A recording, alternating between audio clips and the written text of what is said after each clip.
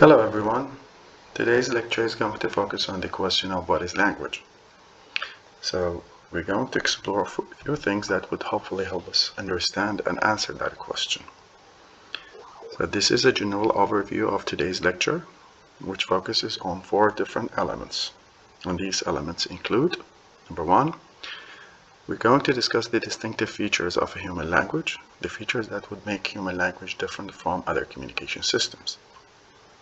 Number 2, we're going to provide a definition of language, a definition that would hopefully help us identify human language and a definition that would make it totally different from other communication systems. Number 3, we're going to talk about the origin and the evolution of a human language. And finally, we're going to talk about the different functions of language, the things that human beings use language for. So let's start with the first element of today's lecture, which is the distinctive features of human language. Of course, there are several intrinsic features that distinguish human language from other communication systems, whether formal or natural communication systems that are used by other species, other animals. The intrinsic features of human language include 8 different things, and these elements, these intrinsic features include the following. Number 1, the use of sound signals. Number 2, arbitrariness. Number 3, displacement. Number 4, duality. And number 5, the need for learning. 6, creativity. 7, patterning of units. And finally, number 8, structure dependence. So we're going to explore every single one of these distinctive features of human language. So let's start with the first one, the use of sound signals. Human language is based on the use of sound signals, and the use of these sound signals would help language users to communicate in a much more efficient way than using other communication systems. So the main advantages of using sound signals include the following. Number 1, the sound signals can be used in the dark and at some distance. Number 2, they allow a wide variety of messages to be sent. And finally, they leave the body free for other activities, so we can do other things while talking, while communicating with others. Now, let's move on to the other features of a human language, which is arbitrariness. Now, of course, if we speak of the way different animals communicate with each other, non-human communication systems usually use motivated signals rather than arbitrary signals. And arbitrariness means that there is no connection whatsoever between the sound the language user emits, utters, and the meaning this sound conveys. So for instance, if we speak of non-human communication system, let's talk about cats. So for instance, to warn off an opponent, a cat stimulates an attacking attitude by arching its back and appearing ready to pounce. While arbitrariness means that there is no logical link between the signal, the sound, and the message, the meaning the sound conveys. So in human language, the link between the signal and the message is arbitrary. There is no link between the sound and the meaning that it conveys. But the language users can recognize this connection between the sound and the meaning through conventionality, because we as language users know what each sound represents, and the combination of different sounds is usually associated with a specific type of meaning. So this link between the form and the content, between the sound and the message, is recognized through conventionality, even though it is arbitrary. So this is what arbitrariness really means. Now, if we move on to the other distinctive features of human language, which is the need for learning, we would see that animals are genetically endowed with the ability to use limited number of signals.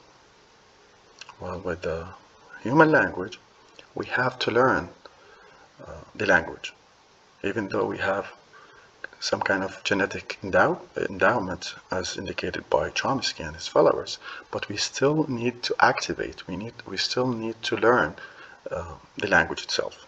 So human beings, unlike of course animals, need to learn the language. Human language is by no means totally conditioned by environment, and there is a type of innate predisposition toward acquire language in a newborn child. However, this predisposition can be activated only by exposure to language, which requires a careful learning. So without learning, our genetic disposition to acquire language will not be activated. So that's the basic idea behind the concept of the need for learning.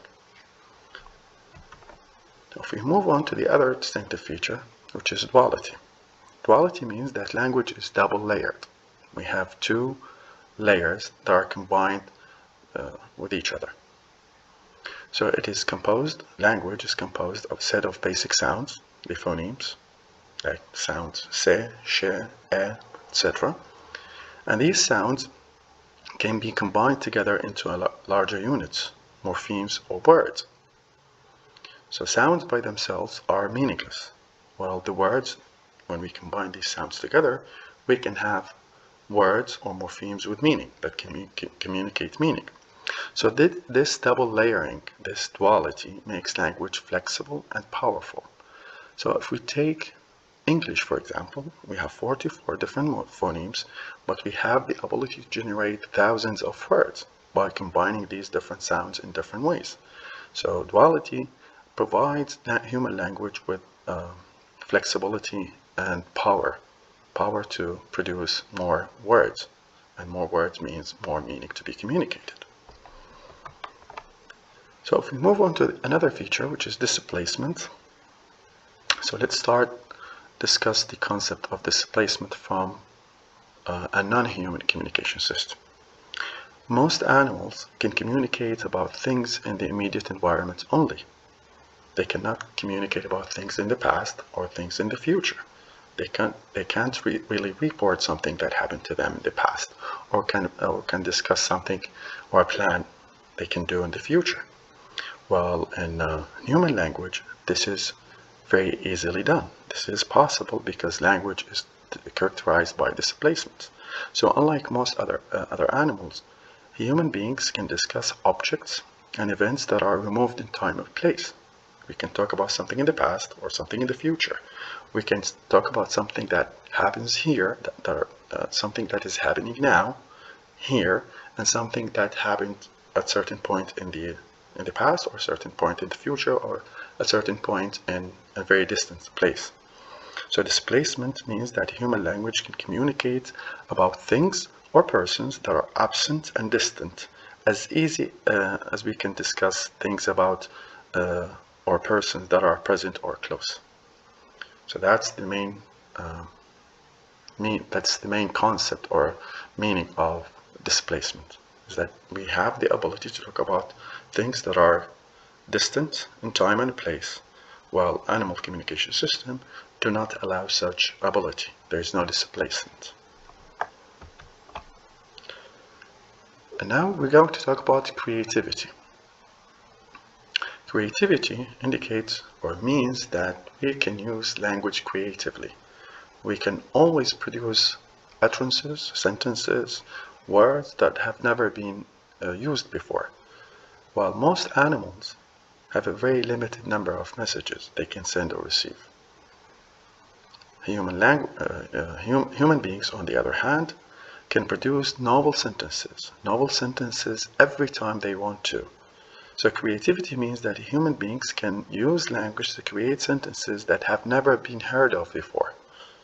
They can be produced at the spur of the moment. They can always come up with new sentences and new phrases. There is no limit to the number of sentences and phrases any language user can produce. Of course, the limit would be the cognitive process, because you can't really produce a sentence that extends into 100 words. That would be very hard to process. So maybe the only limit would be our limit of cognition and processing, and in terms of production and comprehending long sentences. Other than this, language is very creative, and we can always produce new sentences and new phrases. So indeed, creativity reflects the limitless of a human language. That's what makes human language totally different from other communication systems. The other feature is patterning. And patterning means that we can arrange things in terms of patterns. recognizable patterns. So because animal communication systems consist of a simple list of elements, there is no internal organization within the systems because they include very limited number of elements. Well, in human language, we have so many words, we can produce so many morphemes, so many words, and we can arrange them in terms of patterns, easily recognizable patterns. Human beings do not juxtapose sounds or words in a random way. Instead, they combine sounds and words based on a few well-defined patterns, easily recognized patterns. So the creativity of human language is based on the changes made within a finite number of patterns and how these patterns are arranged together. And this applies to all levels of linguistic description and analysis. So if we speak at the level of the sound, we have specific patterns for the combination of sounds in English, for example. There are certain patterns that are permissible and allowable, and there are certain patterns that are unpermissible and unallowable. The same is also true for at the level of morphology. There are certain morphemes that can be combined together in certain patterns. So there are some permissible patterns and unpermissible patterns. This is also true at the level of words, the lexical level, and even the syntactic level. So sometimes we can arrange things, and language would allow such patterns, sometimes it doesn't. So only recognizable patterns can be used. Producing unrecognizable, not well-defined patterns would make language incomprehensible. So that patterning is the main feature that would make language easily recognized and easily understood by its users. The other feature is structure dependence, which is somehow related to patterning. So language operations are structure dependent. All language operations are structure dependent. These operations depend on the understanding of internal structure of a sentence, rather than on the number of elements it involves. So for example, we can develop or we can produce different sentences using the same structure, subject, verb, direct object. And this structure, which is basically the same, can involve different numbers of words. We can produce a word with, we can use the same structure to produce a word with 3 words only, one for the subject, one for the verb, one for the direct object. But we can also use the same structure with 10 or 15 words, because we can combine words together in terms of phrases to fill the position of a subject. Instead of a single one, we can have 3 words to fill the position of the subject. The same is also true with the direct object. We can have a single word to fill the position of a direct object, but we can also have 2 words combined together to fill that position. Or we can also combine different phrases or different clauses to fill the position of direct object. That would be the case when we have complex sentences. So the basic idea is that we have specific structure to follow, regardless of the number of elements included within the structure. So in human language, elements of structure can change places or even be omitted. So for example, if we have a structure of subject, verb, direct object, we can shift the structure into direct object. If we want to transform this active voice structure into a passive voice, we can shift or change the structure in a different way to turn it into a passive voice structure. But the structure is still easily recognizable because we have specific structure to follow. And because language is structure dependent, language users can understand invisible and inaudible patterning. So the invisible or inaudible patterns can be easily recognized because we can expect the structure of the sentence produced by language users. So sometimes when we hear a word and we fail to hear certain sounds within the word, based on our knowledge of the structure of the word, we can recognize the word very easily, and we can fill in the gaps and by supplementing the inaudible sounds that we didn't catch, that we didn't hear. So that would help us recognize invisible and inaudible patterns in communication. So after discussing the different elements that would make the human language different from other communication systems, it is time to develop a definition for language that make human language easily recognizable. So language can then be defined as a patterned communication system of arbitrary sound signals characterized by structure dependence, creativity, displacement, duality, and cultural transmission. So this is, so far, is the best definition that has been provided by different scholars, because it includes all the 8 different distinctive features of language and would make language different from other communication systems. Now it is time to discuss the concept of language from an evolutionary perspective. So we're going to talk about the origin of language, how language was developed, how it evolved through time. So when discussing a human language from a historical perspective, 2 important questions often arise. In order to understand the evolution of language, we need to focus on 2 main questions. And these questions are: when did humans start to talk? And number 2, when did human language evolve? So we're going to explore these questions in the hope that we would answer any question related to the origin of language or the evolution of language. So the other thing that might usually come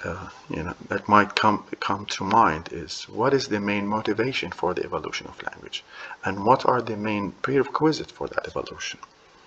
So in order to answer the questions that were raised in the previous slide, we have to also consider these questions as well. So until recently, most linguists regarded the fascinating question about the origin of language as a topic that falls outside the purview of linguistics, because modern day linguistics focuses on what language is, how language is used, how language is structured, and there is very little interest in the concept of the origin of language or the evolution of language. Suddenly, language origin has become a trendy topic in linguistics. And it is believed that language probably developed in East Africa. This is where Homo sapien evolved, around 10,000 years ago. So this is where and when language is thought to be originated. Somewhere in East Africa, around 10,000 years ago. To understand how human language evolved, one needs to know the 3 preconditions for human language evolution. There are 3 main prerequisites for the evolution of a human language. And these preconditions or prerequisites include the following. Number 1, human beings had to view the world in a certain common way. There has to be some social cognition, a tool that would help social cognition, where different members of a community have the ability to view the world in a more or less similar way. Number 2, we also need to consider the fact that human beings were able to produce, early Homo sapiens, were able to produce a different range of sounds. So, because as we discussed earlier, sounds are the basic units of any communication system, any human communication system. So their organs of speech have developed to the point that would enable them to produce a variety of sounds. And the third prerequisite is that early Homo sapiens must have attained dynamic insights.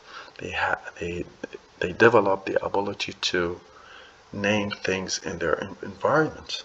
Their mind, their cognition abilities must have developed to a certain point where they can use certain sounds symbolically to refer to things in the immediate environment. They have the naming insights. So these are the 3 main preconditions for the evolution of human language. These preconditions enable early human beings, early Homo sapiens, to build up a store of words that refer to things and entities in their immediate environment. So they have a repertoire of words that they can use symbolically to refer to things in their world. So now what about the grammatical rules? How did the grammatical rules evolve? I mean, when we say grammatical rules, we mean the conventional word arrangements, how the structure of the language, the syntax of the language was developed. It is believed that the evolution of syntactic rules had come about in much the same way as the new rules emerge in any language today, where preferences tend to become habits and habits become rules.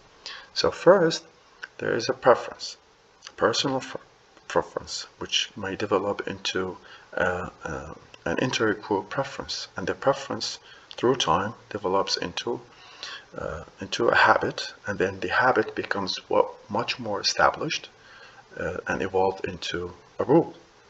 So that's the sequence of developing this syntactic structure of a human language, early human language. Preference evolved to be a habit, and then the habit becomes a rule. Original language preferences possibly reflect the ways in which human beings view the world. Thus, most languages put words for actions near the objects which are acted upon. This is why in all human languages, and this is something universal in all human languages, usually we have a verb which designates the action any sentence describes, and then we have a word that designates the object that was acted upon. In other words, the object of the sentence. So in all human languages, objects and verbs are close to each other, are next to each other, because this would help us understand the action itself and the entities that were affected by the action.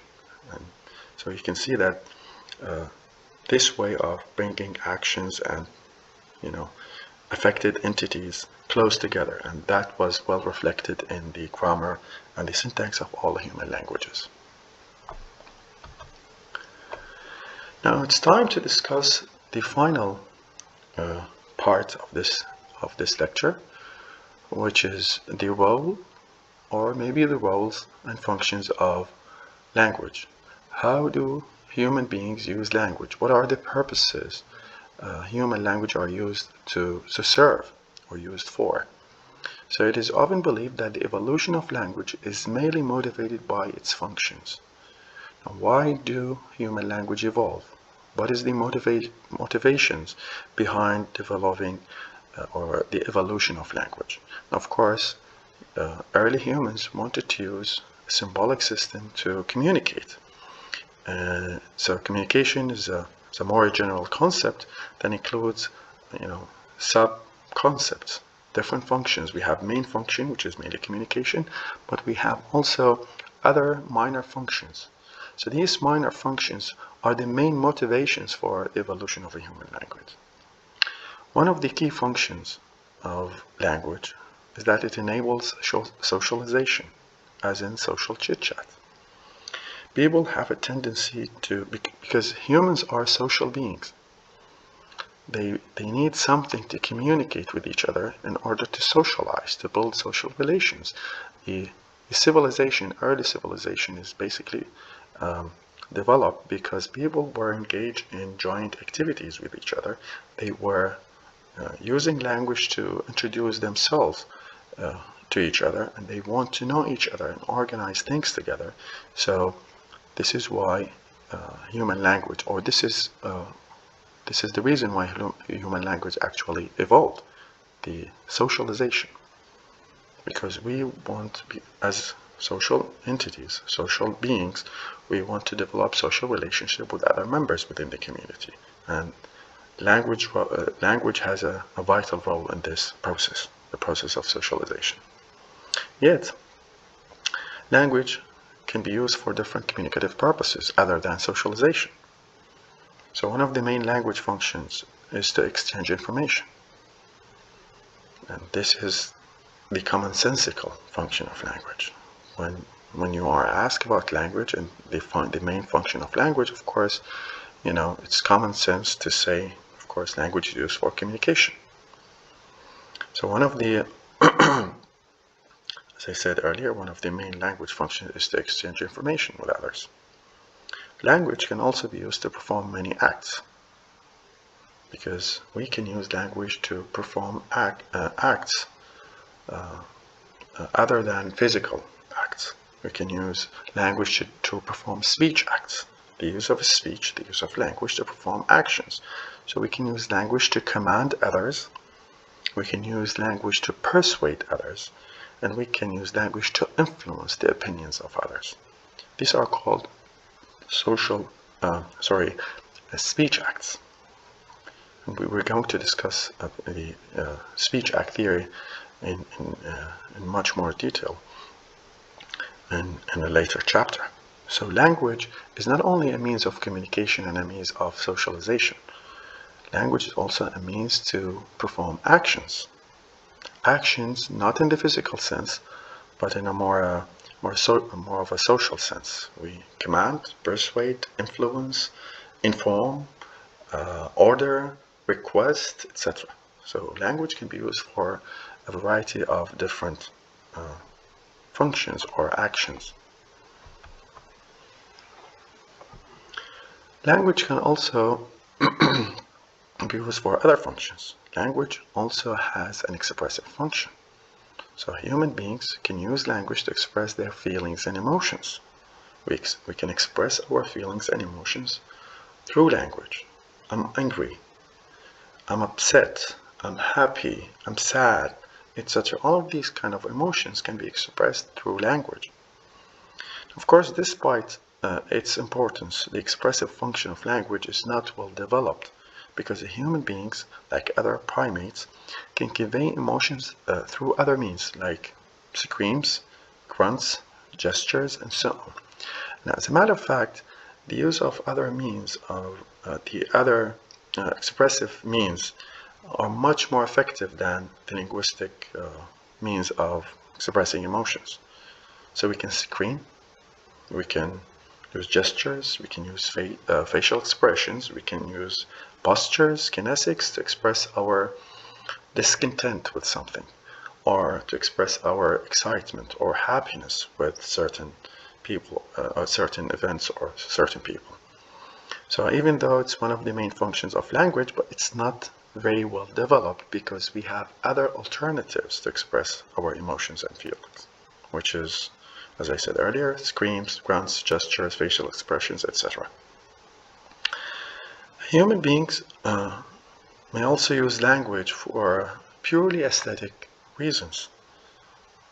Now, aesthetic means we use language to create something beautiful, something with certain aesthetic value. So we can use language to tell a story, to write a literary text, to write a poem, etc. So the aesthetic function of language is also an important function, especially in much more civilized cultures, because they enable users to produce text with aesthetic value, songs, poems, novels, stories, etc. Now, after discussing the different roles and different functions of language, it's time to think of a very important question, and that, which is a question I'm not going to answer today. I'm going to leave it to you to think about, which is, can you think of any other functions other than the ones that we discussed? The communicative, the expressive, the aesthetic, the social function of language. Can you think of any other functions? And can you think of a possibility that would allow you to arrange these different functions that we have discussed so far in a kind of hierarchical structure? Which one do you think is the most important one? Which one comes next? Which one comes next, until we get to the point where we discuss the least important function? So think about these two questions, the possibility of identifying other functions for language, and the possibility of developing a structure where priorities are arranged from, most important to the least important. That would be the end of today's lecture. I hope that you enjoyed it. Thank you very much, and I'll see you in other lectures.